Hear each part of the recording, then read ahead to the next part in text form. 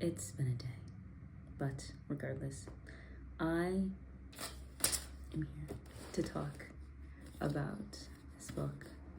This book I have been reading for, wait, when did I start? Since January. It's February, yeah, I got it, December. But it's been on and off, just because of everything that's going on in my life with school and work. But this book has been so healing in a weird way. To kind of give you like the synopsis of the book, it's about a young woman who is Irish, and it's the telling of her breakup backwards. So the first chapter is her packing up her stuff and leaving, and then as you get further and further into the book, you move backwards and understand her and her boyfriend, and at the end of the book you understand like the thrills of like first love and everything and how they got together, and it's actually really cute. The author of the book is Hazel Hayes, and she's actually a horror writer for films and screenplays and everything. And actually on the back of this book, she was asked why she took a leap from horror to explore a love story, and she said there's nothing more horrific than love, which I thought it hooked me. That's why I started reading the book. This book allows you to kind of think of love not really as like dichotomously, like it's not just black and white, as in like I love him or I don't.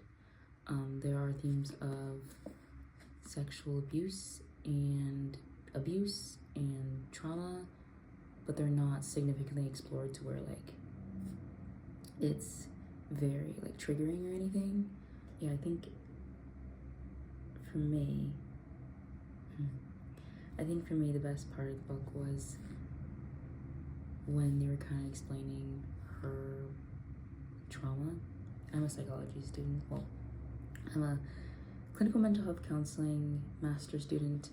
I have my bachelor's in psychology, and so they were kind of explaining, not really explaining, but they touched on like her trauma and how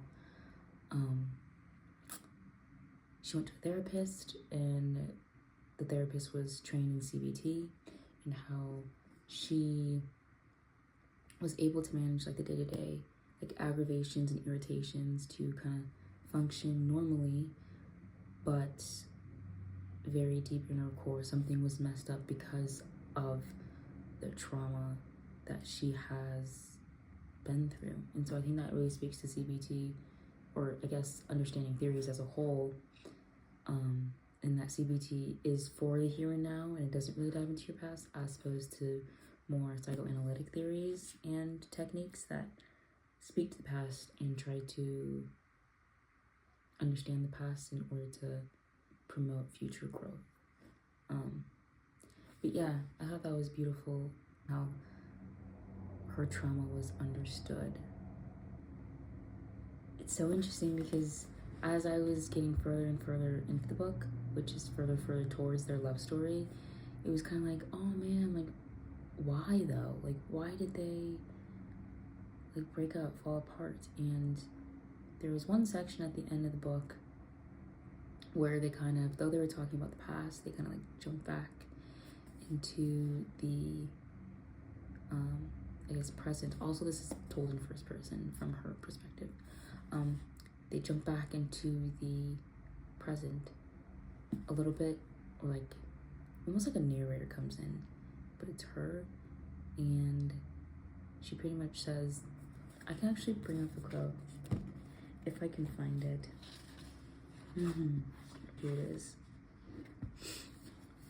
So her name, why can't I remember her name? Her name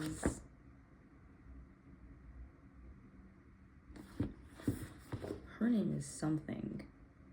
I have no idea, I forgot it. But his name is Theo. Yeah, because I'm like, her name is I, because she just says I a lot. It's like, no dirts, first person. but her boyfriend's name is Theo, and I reached the passage that I was talking about their love and how like it was beautiful but kind of bound to not work out. It says, "What I failed to figure out is that Theo has issues of his own.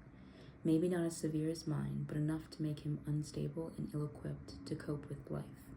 We are both wounded in our own way, and like a pair of tectonic plates shifting over time, our wounds will gradually grate against one another's, causing damage at a glacial pace.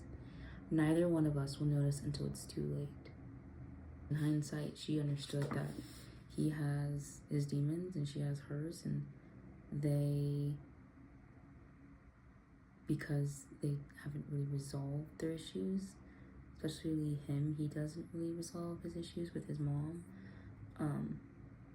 and she doesn't, well, I guess his issues are kind of counteractive to her issues.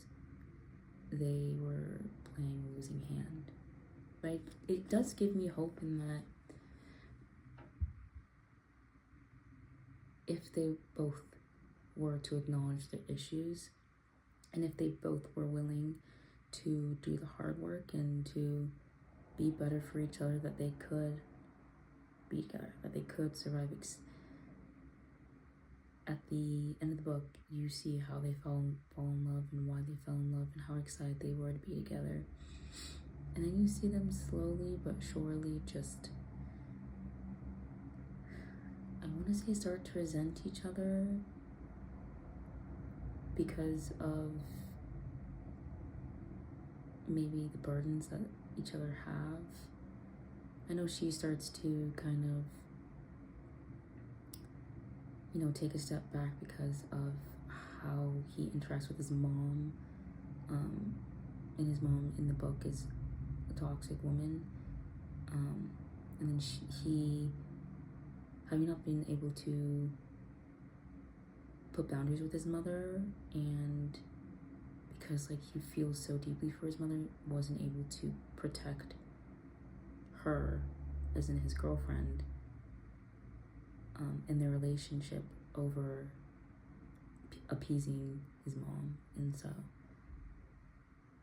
that caused the downfall. I don't know, it's just so interesting how you can love someone and you can want to be with them, but factors that happen before you and external factors play crucial roles in whether you'll end up with that person or not. Also individual factors like addressing your issues and everything, but at the end of the day, we don't really choose our trauma. Out of Love by Hazel Hayes. Such a good book. I loved it. Really loved it. And it makes me want to do my best to understand myself and my boyfriend, and to continue to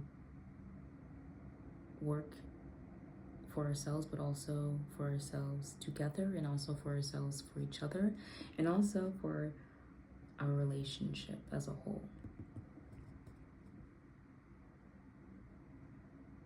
Yeah, I love this book. It's very funny. The boyfriend is British. Like I said, the girl is Irish, and I definitely would recommend reading the book.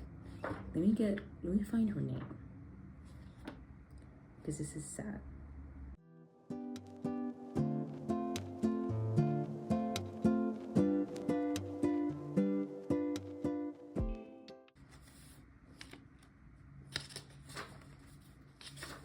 Is her name Amber?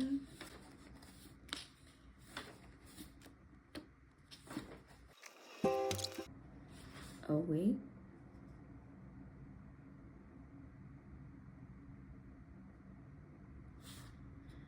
What? I don't think we ever get her name. What? It's like in the convenient moments where you would think, oh yeah, her name's gonna be said. They don't say her name. Huh. that's it.